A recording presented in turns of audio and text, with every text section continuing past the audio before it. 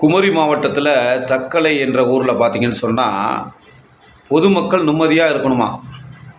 அதுக்காக பார்த்தீங்கன்னா காவல்துறையும் பொதுப்பணித்துறை அதிகாரிகள் அங்கே இருக்கக்கூடிய முருகன் கோயிலுக்கு நேர்த்திக்கடன் செஞ்சுருக்கிறாங்க.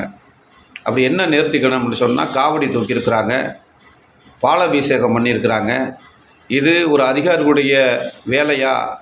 இப்போ பக்தி என்பது அவருடைய தனிப்பட்ட உரிமை, அதில் போய் யாரும் தலையிட முடியாது.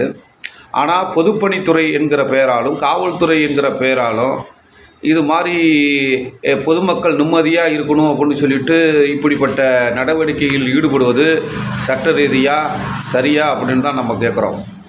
அது மட்டுமல்ல, அரசு அலுவலகங்களில் கடவுள்கள் போட்டாவே இருக்கக்கூடாது, எந்த மத அடையாளங்கள் இருக்கக்கூடாதுன்னு ஜிஓ இருக்குது. அறிஞர் அண்ணா காலத்தில் போடப்பட்டது. அது மாதிரிலாம் வச்சுக்கிட்டு இது மாதிரி செய்கிறது கேலி கூத்தாக இருக்குது. சம்மந்தப்பட்ட அதிகாரிகள் மீது தமிழக அரசு